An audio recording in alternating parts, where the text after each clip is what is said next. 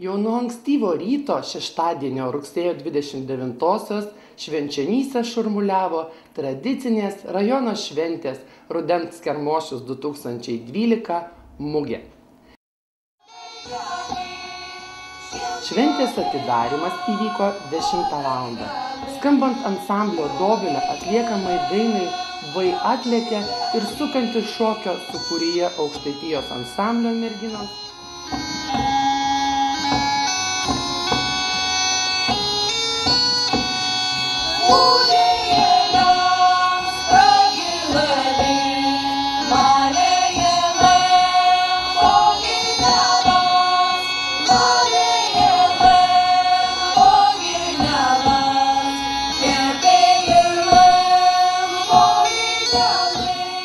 Į sceną pakilę šventės gaspadoriai Leonarda Vilčiauskienė ir Algirdas Braidokas šventės pradžią paskelbti pakvietė rajono merą Vytautą Vigelį.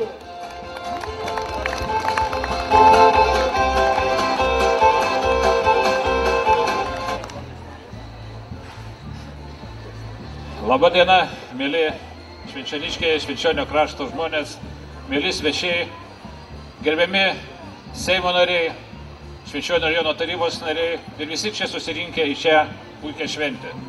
Iš tikro malonu, kad Rudens kermošius jau yra eilę metų graži mūsų rajono tradicija. Tai metas, kada galime skaičiuoti nuveiktus darbus, pasigirti savo derliais. Ir šiandieną jums linkėčiau taip pat apsilankyti seniūnijų kiemeliuose, įvertinti jų metinį darbą, pasigrožėti gražiais tautodalininkų darbais, taip pat įsigyti visokių gėrybių, ką mūsų ūkininkai išaugino per šios metus. Todėl dar sykį norėčiau pasidžiaugti tokia gausa šiandien susirinkusiai mūsų šventė, palinkėti visiems gero poilsio, kaip sako, ir Dievas gražų orą davė šiandieną, tikriausiai bus be lietaus, tai kuo geriausio poilsio, linksmybių ir išeiti šventės su gerais įspūdžiais. Su šventėmis, mylėjai. Geros nuotaikos šventės dalyviams linkėjo rajono garbės pilietis Lietuvos Respublikos Seimo vicepirmininkas Česlovas Juršėnas, Lietuvos Respublikos Seimo narys Konstantas Ramelis, savivaldybių žinių direktorė Lina Belevičienė. Meras Vytautas Vigelis pirmiausia apdovanojo konkurso Metų ūkis 2012 nugalėtojas. Pirmą vietą laimėjo Aldutės ir Česlovo Urbelių gyvenančių Svirkų kaime ūkis. Antrąją vietą Danutės ir Vaclavo Gabrinovičių gyvenančių Šutų kaime ūkis. O trečiąją vietą Svetlanos ir Valdo Menčinskų gyvenančių Cirkliškio kaime ūkis. Pastatų ir aplinkos tvarkymo konkurso nugalėtojais tapo gražiausiai tvarkoma miesto sodyba pripažinta Šarūnės ir Vaido Garlų Švenčionių mieste sodyba. Gražiausiai tvarkoma kaimo sodyba pripažinta ir Valentinos ir Antonijaus Jungdų Prienų kaime Magūnų seniūnijose sodyba. Pasibaigus apdovanojimų ceremonijai, šventės gaspadoriai Leonarda ir Algirdas pakvietė visus aplankyti seniūnijų kiemelius. Sporto mėgėjai galėjo pasižiūrėti ir karatė parodomąsias bei kitas varžybas. Ne tik suaugusiai, bet ir moksleiviai šventei pateikė gausybę įdomybių, o seniūnijų kiemelių įvairovė ir vėl nustebino. Jau ne pirmus metus, dalyvaudamas Rudens kermošiuose, visada stebiesi seniūnijų kolektyvų išmonę. Čia tiek visko daug. Kiekviename kiemelyje atrandi kažką naujo.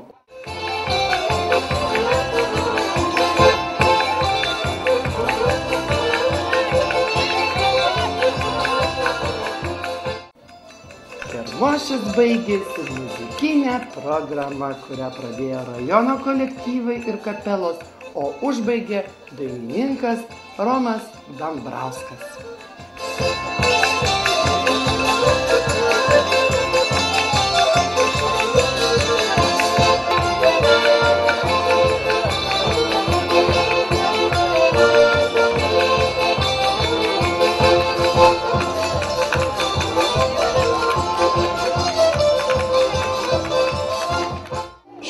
pačios geriausios turbūt mano dainos, iš viso širdies.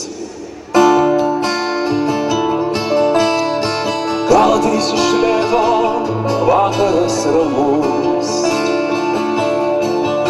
kai sugrįžęs iš koncerto į namus, iš Karmošiaus reikėjo sakyti, atsisėsi tu prie židinio ugnies ir sudeginsi žiupsnelį praeities. Atsisėsi tu prie židinio ugnies ir sudeginsi žiupsnelį praeities. Ei, kad taip nesušaltumėt. Aš ką tik palikau užvakar savo peršalimą namuose ir labai norėjau pasveikti iki atvykimo pas jūs. Nežinau, kaip jūs, ar daug sergančių gripais?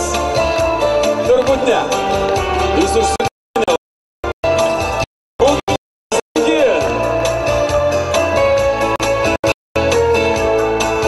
Šaltus pelenus trys vėjai išsklaidys. Jie lyg paukštis juodas niekad nebegrįš. Jausi tuštumą ant geliančios širdies. Ji ilgai dar lyg gili žaizdą skaudės. O čia galim kartu. Jausi tuštumą ant geliančios širdies. Ji ilgai dar lyg gili žaizdą skaudės. Visada turėk ir viltį ir namus, kur priglaust galėtum sužeistus sparnus,